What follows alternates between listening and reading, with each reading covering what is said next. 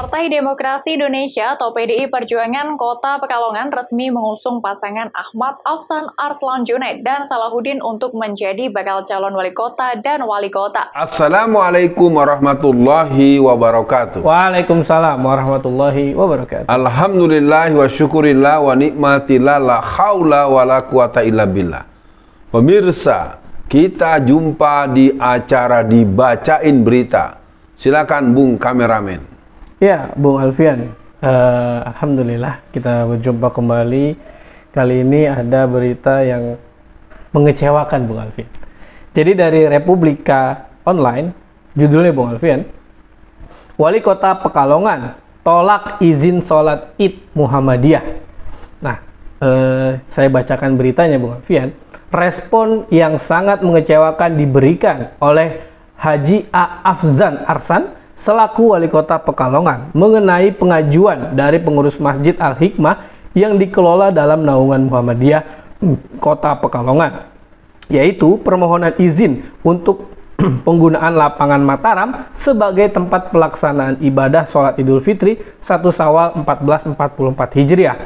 Melalui surat jawaban permohonan izin penggunaan tempat, beliau menolak atau tidak memberikan izin dengan alasan yang tidak relevan dikarenakan pemerintah Republik Indonesia telah menentukan 1 Syawal jatuh pada 22 April atau hari Sabtu. Sikap tersebut mencerminkan kurangnya faham toleransi yang dimiliki Wali Kota Pekalongan. Wah, Republika berani juga nih, Walfian. Perbedaan penetapan 1 Syawal Muhammadiyah dengan pemerintah bukan hal baru. Terlebih Muhammadiyah adalah organisasi legal yang sudah berdiri jauh sebelum kemerdekaan. Peran Muhammadiyah terhadap bangsa ini sangat banyak, maka sangat disayangkan pemerintah Kota Pekalongan justru bersikap menolak izin permohonan tempat pelaksanaan sholat Id-nya Muhammadiyah. Nanti ada berita lanjutnya, Bung Alfian, maksudnya berita lain dari selain Republika ini, tapi untuk yang Republika ini bagaimana respon awal ya, Bung Alfian? Pertama, kita semua sangat kecewa ya. Iya. Selalu digelorakan kata-kata toleransi. Toleransi sebenarnya tidak cocok sesama Muslim. Yang cocok itu tasamuh. Tasamuh itu saling menenggang. Iya. Kalau toleransi dalam konsep Islam tentu wilayahnya adalah lakum dinukum waliyadin. Nah, persoalan ini menurut saya tidak menunjukkan sikap kenegarawanan seorang yang berposisi sebagai wali kota. Dia harus melihat bahwa negeri ini memang ada dinamika, ada ragam-ragam. Dan sebetulnya perbedaan itu tidak untuk dilihat sebagai sebuah kontradiksionis, lalu harus dilihat juga sebagai satu bentuk antipati atau bentuk penolakan atau bentuk pembangkangan. Tidak. Yang jelas pelarangan ini harus dipersoalkan karena sudah diketahui dari jauh-jauh hari bahwa memang tanggal 21 bulan April 2023 ini adalah hari raya Idul Fitri yang merupakan keputusan para ulama-ulama dan ahli-ahli yang tergabung dalam Persyarikatan Muhammadiyah.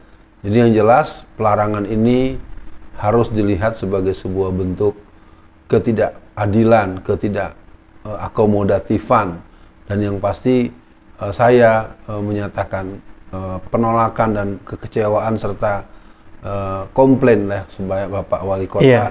Sebaiknya jangan begitu dong, gitu Bang Kameramen. Iya, Bung Alfian, memang kan Wali Kota Pekalongan itu ngeles, Bung Alfian. Jadi dia tidak terima sebetulnya dengan framing berita-berita termasuk yang disampaikan oleh Republika. Makanya dia klarifikasi dan dimasukkan salah satunya oleh Solo Post, Bung Alfian. Saya bacakan beritanya. Tegas, Wali Kota Pekalongan bantah tak izinkan warga sholat Id pada 21 April. Nah, ini Bung Alfian. Wali kota yang akrab disapa Aaf itu mengaku dirinya tidak pernah melarang warga untuk merayakan Idul Fitri atau menggelar sholat Id pada 21 April 2023. Oleh karenanya, ia sangat kecewa dengan isu yang berkembang saat ini hingga memberikan label radikal dan intoleran kepada dirinya. Baper ceritanya Bung Alfian. Tapi saya lanjutkan. Saya nggak pernah kok melarang umat Islam yang ingin merayakan Lebaran pada 21 April. Jangankan di lapangan, pakai ruas jalan untuk menggelar sholat Id pun saya izinkan. Cuma jangan di lapangan Mataram. Aaf melanjutkan, Aaf membenarkan jika dirinya memang menolak permohonan takmir Masjid Al-Hikmah Podosugi yang akan menggunakan lapangan Mataram untuk sholat Id pada 21 April nanti, Bung Alfian. Hal ini dikarenakan lapangan Mataram selama ini menjadi ikon pusat kegiatan pemerintah. Oh, jadi kalau orang Islam nggak boleh.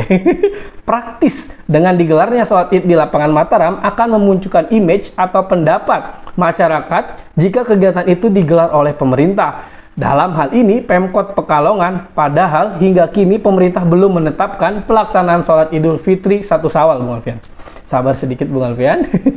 Pemkot Pekalongan itu kan kepanjangan tangan dari pemerintah. Jadi kami harus mengikuti keputusan pemerintah. Makanya untuk menggelar sholat Id kami juga harus sama dengan pemerintah. Oleh karenanya untuk lapangan Mataram tidak diizinkan digunakan untuk sholat Id sebelum ada keputusan dari pemerintah. Bagaimana Bung Alfian merespon ngelesnya ini, Bung Alfian?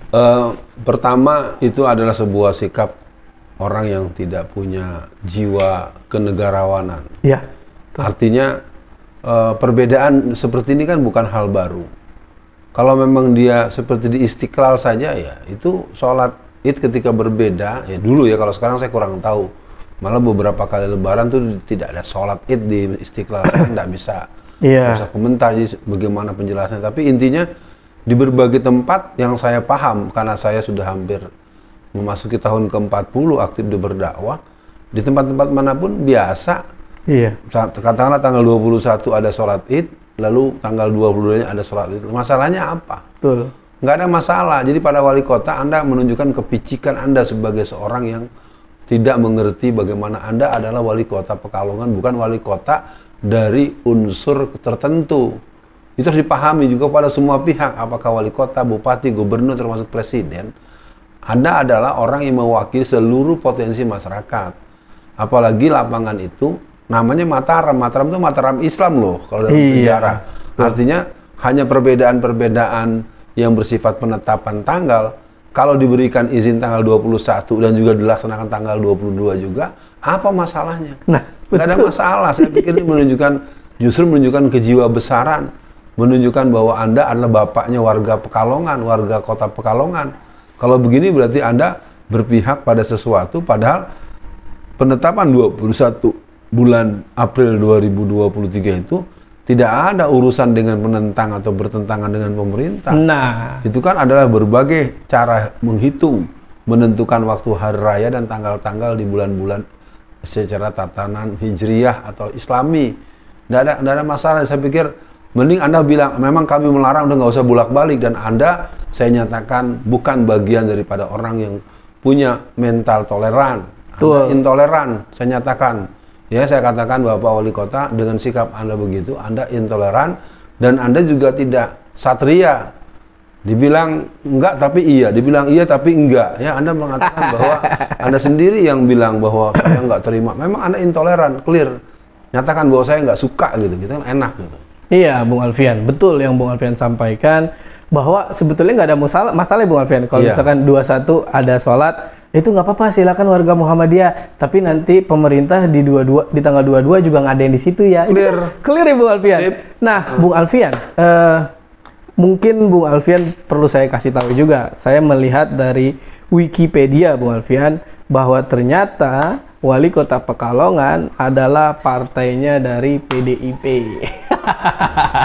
Nah, Bung Alfian, untuk akhir sesi kali ini Bung Alfian, mungkin nggak sih Bung Alfian, pelarangan ini juga berkaitan dengan ideologi Bung Alfian. Nah, tapi karena untuk sekalian closing, apa nih pesan Bung Alfian untuk warga Muhammadiyah di tempat lain?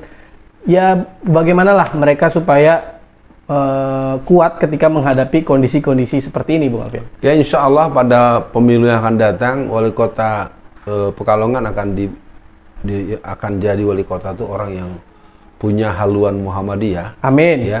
Dan saya pesankan buat wali kota dari Muhammadiyah, dari partai apapun, agar bisa memberikan toleransi. Kalau terjadi dualisme, biarkan. Jadi buatkan kita berdeterminasi, kita berbeda dengan dia.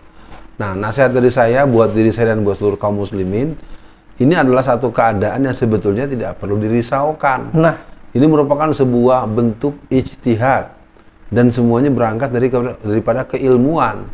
Nah, dengan adanya ijtihad, kita tahu ijtihad itu kalau kita benar saja itu pahalanya 2. Kalau kita sudah bersungguh-sungguh untuk mencapai kebenaran tapi belum begitu tepat, itu pahalanya 1. Iya. Jadi nggak ada masalah. Jadi sebagai sebuah pesan penutup kepada seluruh masyarakat Indonesia, mari kita ramaikan Hari Raya Idul Fitri 21 April 2023 dan yang menyelenggarakan 22 April 2023 juga kita langsungkan, dan itu menjadi satu situasi yang harus dilihat secara apa ya, secara kompromis lah ya, secara tasamuh.